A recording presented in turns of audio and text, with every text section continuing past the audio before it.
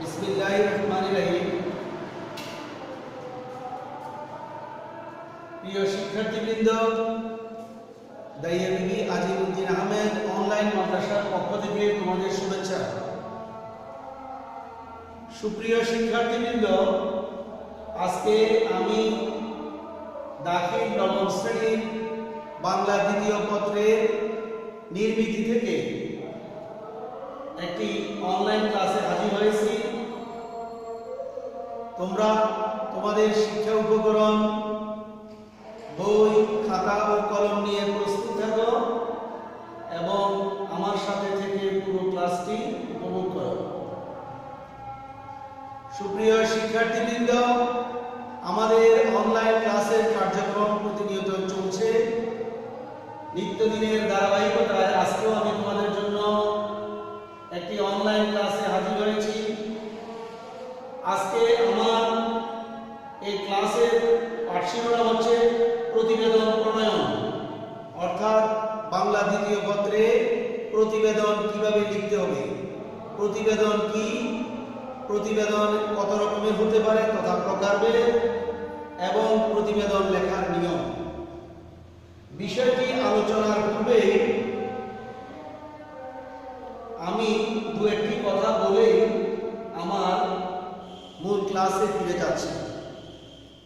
প্রিয় শিক্ষার্থীবৃন্দ, তোমরা ইতিমধ্যে জেনেছ গণপ্রজাতন্ত্রী বাংলাদেশ সরকারের মাধ্যমিক ও উচ্চশিক্ষা অধিদপ্তরের নির্দেশক্রমে অ্যাসাইনমেন্ট তথা নির্ধারিত কাজ বা মূল্যায়নের মাধ্যমে তোমাদেরকে পরবর্তী শ্রেণীতে উন্নীত হতে হবে।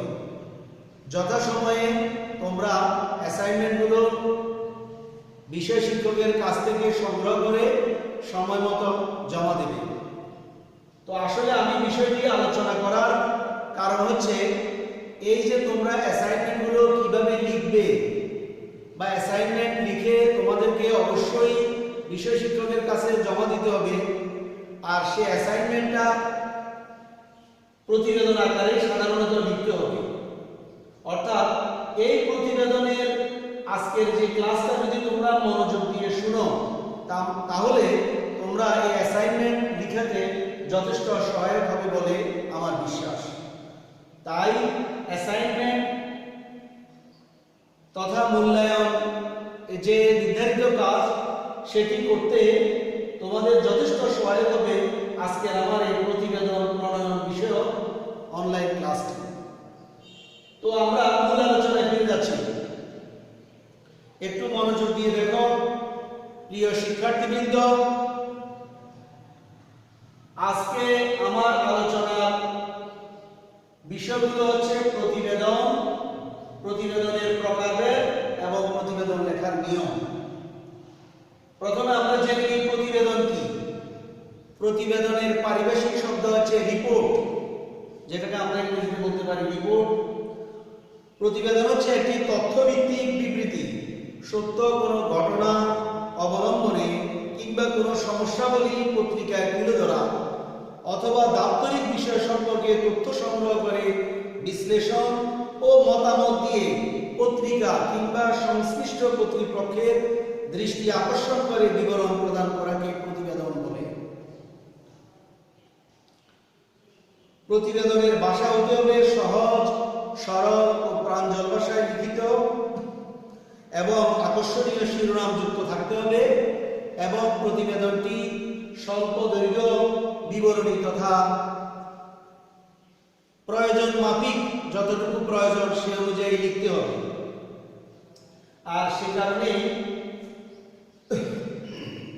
আমরা প্রতিবেদনকে স্বল্প দৈর্ঘ্য বিবরণী হিসেবে আখ্যায়িত করতে পারি।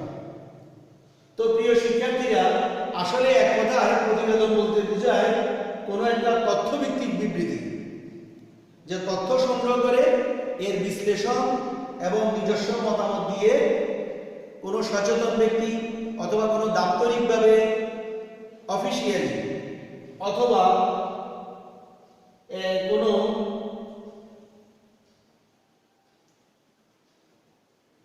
কোনো পত্রিকায় প্রকাশনার নিমিত্তে যেটি প্রকাশ করা হয় সেটি হলো প্রতিবেদন।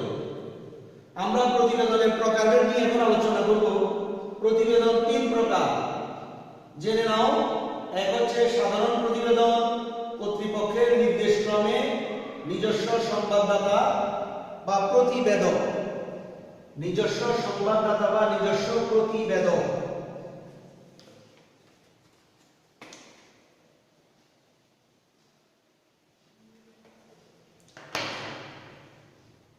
প্রিয় শিক্ষার্থীবৃন্দ, সাধারণ প্রতিবেদনটা যে কোনো সচেতন ব্যক্তি, এলাকার যে কোনো সচেতন ব্যক্তি লিখতে পারেন কোনো একটা বিষয় নিয়ে।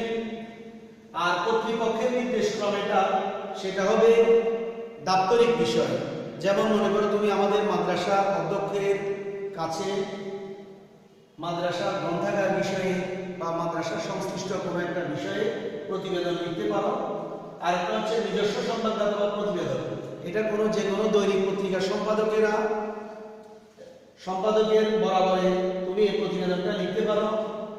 ধরো দৈনিক যুগান্তর বা দৈনিক প্রথম আলো অথবা দৈনিক সমকাল, যে কোনো একটা পত্রিকা তুমি একটা জেলা সংবাদদাতা, সেখানে তুমি সরেজমিন কোনো একটা বিষয় সম্পর্কে তথ্য জেনে পত্রিকা সম্পাদকের নিকট এই প্রতিবেদনটি লিখতে পারো। এটা কোনো পত্রিকা সম্পাদকের বরাবর হতে পারে অথবা কোনো টিভি চ্যানেলে হতে পারে। তাহলে আমরা জেনে নিলাম প্রকারভেদটা: সাধারণ প্রতিবেদন, কর্তৃপক্ষের নির্দেশক্রমে এবং নিজস্ব সংবাদদাতা বা প্রতিবেদন। এবার আসি আমরা প্রতিবেদন লেখার নিয়ম। তুমি প্রতিবেদনটা কিভাবে লিখতে হবে? প্রথমে আসি আমরা সাধারণ প্রতিবেদন নিয়ে। প্রতিবেদন লিখতে হলে প্রথমে তুমি এখানে একটা বক্স করবে, তোমরা একটা দেখো সুন্দরভাবে একটা বক্স করবে। একটা বক্স করে ভিতরে লিখবে প্রতিবেদনের বিষয়, অর্থাৎ তুমি যে বিষয়ে প্রতিবেদনটা লিখতেছো প্রতিবেদকের নাম, তোমার নাম লিখতে হবে, কোন জায়গা থেকে প্রতিবেদনটি লিখা হচ্ছে সেটি লিখতে হবে, এবং এই প্রতিবেদনটা যখন তৈরি হচ্ছে সেই তারিখ এবং সময় লিখতে হবে। অতঃপর তুমি প্রতিবেদনের শিরোনাম দিতে হবে। যেমন দ্রব্যমূল্যের ঊর্ধ্বগতি বিষয় বা বিদ্যুৎ বিভ্রাট সম্পর্কিত বিষয়ে প্রতিবেদনের শিরোনাম লিখতে হবে, যে বিদ্যুৎ বিভ্রাট জনজীবনে নাভিশ্বাস। এভাবে শিরোনামটা বোল্ড করে মোটা অক্ষরে লিখে তারপর তুমি তোমার প্রতিবেদনটা শুরু করবে। প্রতিবেদন শুরু করতে জেনে নিবে, একটু জেনে নাও। প্রথমে তুমি যে বিষয়ের প্রতিবেদন লিখছ সেই বিষয়ের সে সমস্যাটার বর্ণনা তোমাকে সেখানে উল্লেখ করতে হবে। অতঃপর সমস্যার কারণগুলো চিহ্নিত করতে হবে। এরপর এটা সমাধান করবে কিছু সুপারিশ বা প্রস্তাবনা আসতে পারে। এরপরে কর্তৃপক্ষের দৃষ্টি আকর্ষণ করে এটা কর্তৃপক্ষের দৃষ্টি কামনা করে এটা ফিনিশিং দিতে হবে। এভাবে লিখতে হবে সাধারণ প্রতিবেদন। এবার আসো কর্তৃপক্ষের নির্দেশক্রম। প্রিয় শিক্ষার্থীবৃন্দ, তোমরা অবশ্যই বুঝতে পারছো। যদি কোনো সমস্যা থাকে তাহলে তোমরা বিনয়ের সাথে প্রশ্ন করে তা জেনে নেবে। এখন কর্তৃপক্ষের নির্দেশক্রমে প্রতিবেদনটি কিভাবে লিখতে হবে একটু দেখো। কর্তৃপক্ষের নির্দেশক্রমে যেমন মনে করো কোনো বিদ্যালয়ের প্রধান শিক্ষকের কাছে, বা তুমি যদি আমাদের মাদ্রাসার লাইব্রেরি তথা গ্রন্থাগার সরেজমিন পরিদর্শন করে গ্রন্থাগারের সুবিধা অসুবিধা গুলো চিহ্নিত করে জেনে নিয়ে তুমি অধ্যক্ষের নিকট, অধ্যক্ষ তাইয়ারবিবি আজিমউদ্দিন আহমেদ আলিম মাদ্রাসা ছাড়ুনেবেনি বিষয় দিয়ে প্রতিবেদনের শিরোনাম দিতে হবে যে আপনার এত তারিখের পত্র স্মারক মোতাবেক মাদ্রাসার গ্রন্থাগার সরেজমিন পরিদর্শন করে নিম্নে প্রতিবেদনটি আমার পেশ করছি। এরপরে তুমি একইভাবে সাধারণ প্রতিবেদন তুমি যেভাবে লিখেছ সেভাবেই তোমার এই গ্রন্থাগারের যে সমস্যাগুলোর বর্ণনা উল্লেখ করবে, সমস্যাগুলো কি কি কারণে সৃষ্টি হয়েছে কারণগুলো উল্লেখ করবে, সমাধানের জন্য কিছু প্রস্তাবনা এবং কর্তৃপক্ষের দৃষ্টি আকর্ষণ করে তুমি তোমার প্রতিবেদন শেষ করতে হবে। নিচে প্রতিবেদকের নামটা লিখতে হবে, যে তোমার নামটা লিখতে হবে। সাধারণ প্রতিবেদনের নিচে প্রতিবেদকের নাম লিখতে হবে আর এখানেও প্রতিবেদকের নামটা লিখতে হবে।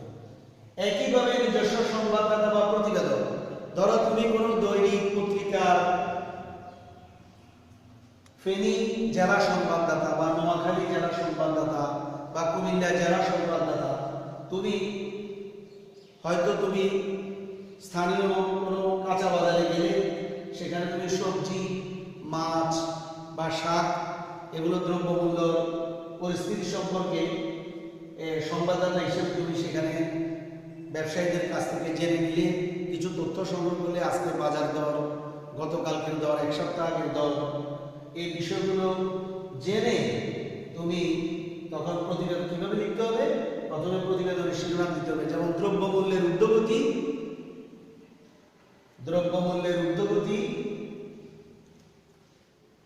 জনসাধারণের ভোগান্তি, চরম ভোগান্তি, এভাবে শিরোনাম দিয়ে দ্রব্যমূল্যের ঊর্ধ্বগতির সমস্যার বর্ণনা করবে, কারণ চিহ্নিত করবে, সমাধানের সুপারিশ, এরপরে কর্তৃপক্ষের দৃষ্টি আকর্ষণ করে নিজে তোমার প্রতিবেদন হিসাবে তোমার নামটা লিখে তুমি এই প্রতিবেদনটা শেষ করবে। এভাবে করে তোমরা প্রতিবেদন লিখবে। এই 3 পদ্ধতিতে প্রতিবেদনটা হতে পারে: সাধারণ প্রতিবেদন, কর্তৃপক্ষের নির্দেশ করবে, নিজস্ব দক্ষতা। এই বিষয়টি তোমাদের সামনে যে অ্যাসাইনমেন্ট করবে, অ্যাসাইনমেন্ট তৈরিতে এটি যথেষ্ট সহায়ক হবে বলে আমার বিশ্বাস। তো প্রিয় শিক্ষার্থীবৃন্দ, আজকে আমি আমার ক্লাসের প্রায় শেষ প্রান্তে চলে এসেছি। তোমাদের জন্য পরবর্তী ক্লাসের অপেক্ষায় থাকবে। তোমরা সবাই ভালো থাকো, সুস্থ থাকো, নিরাপদে থাকো এবং নিয়মিত বাড়িতে পড়াশোনা চালিয়ে নেবে। পরবর্তী ক্লাসের অপেক্ষায় থেকে আজকে তোমাদের এই অনলাইন ক্লাস এখানে শেষ। আল্লাহ হাফেজ।